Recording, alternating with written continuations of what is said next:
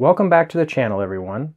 If you guys are interested to see how Nosler's new 140 grain RDF projectile loaded with IMR 4350 shoots in my 6.5 Creedmoor Ruger precision rifle, stick around.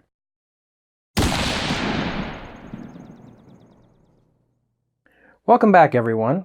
Today we are going to be going over the Nosler 140 grain RDF part number 49824 with a G1 ballistic coefficient of 0.658 and a G7 ballistic coefficient of 0.330.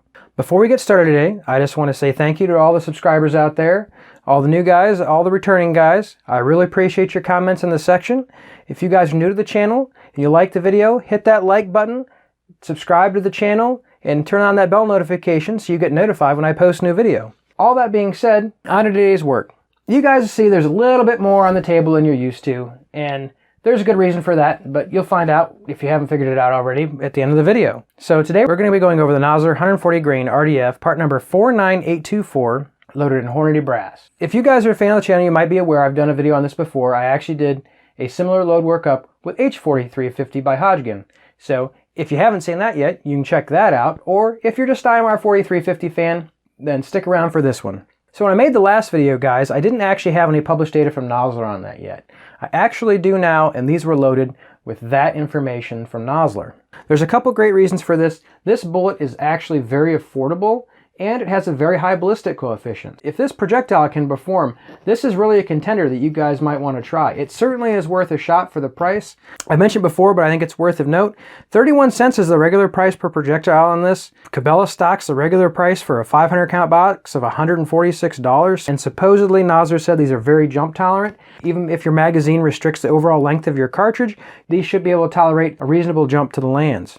So guys, for the data for this video, the Hornady brass we used for this was the first load, guys, so all of it was anywhere between 0.19125 and 0.19165 inches. I basically ran this through the resizing die and then chamfered and deburred the cases and loaded them from there.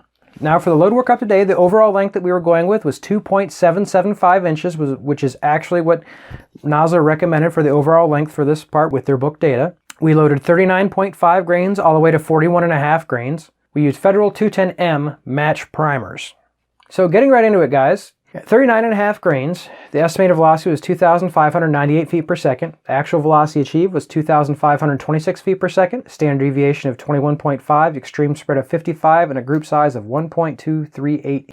The 40 grain load was estimated velocity of 2631 feet per second, actual velocity of 2574, standard deviation of 5.8, extreme spread of 14, group size of 1.463 MOA group. 40.5 grains, estimated velocity was 2665, actual velocity was 2616, standard deviation of 13.3, extreme spread of 33, group size of 1.163.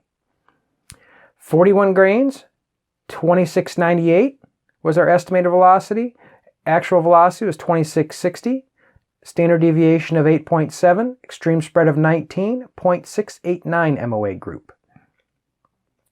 Max load we tested for this was 41.5 grains, estimated velocity of 2731 feet per second, actual velocity of 2709, standard deviation of 10.2, extreme spread of 23, and a 0.970 MOA group. So guys, not too bad. Like with some of our loads, when we get up to the top end, we actually got a little bit closer to our estimated velocity. I'll put a picture on the screen like I usually do. Really no pressure signs to speak of. This was the first load in the brass, so this is kind of almost a fire forming load. But since you guys have stuck it out this far, and if you haven't figured it out already, this is the first load we're going to go over in the comparison video. So following up, if you guys have watched the 6.5 Creedmoor brass comparison video, where I do a whole bunch of data on Hornady, Lapua, and normal brass, if you haven't seen that, go ahead and watch that, put yourself to sleep, come back to this when you get a second.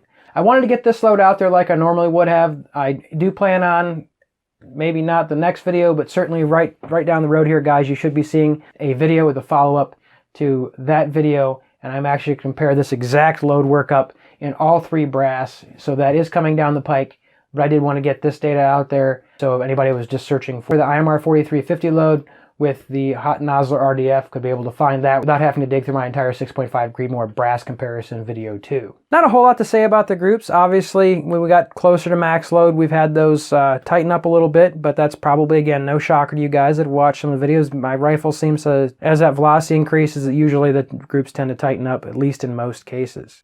So guys, this was real close to the H43 video. Again, best group somewhere around 3/4 of an MOA, a little bit better. I think the right thing possibly to do next is to do a little bit of cold testing on this projectile and see if it likes being a little bit closer to lands. I have not measured the distance to the land, so I really don't know how far off the lands we're actually shooting this projectile. I really wanted to stick to the book data for the initial loading, get that information out there so I can give a comparison what the book says and how my rifle is actually performing. Interesting as it is too, if you guys look at that 40 grain load, seems to happen again. You know, sometimes the best standard deviations aren't translating to the best groups in my rifle, and I don't know why, but I guess that's just how the cookie crumbles. Anyway, thank you again to all subscribers. If you guys haven't yet subscribed, if you like the information I put out there, click subscribe, like the video. Again, lots more stuff coming.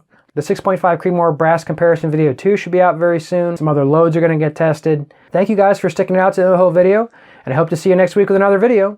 Stay safe and small groups to everyone.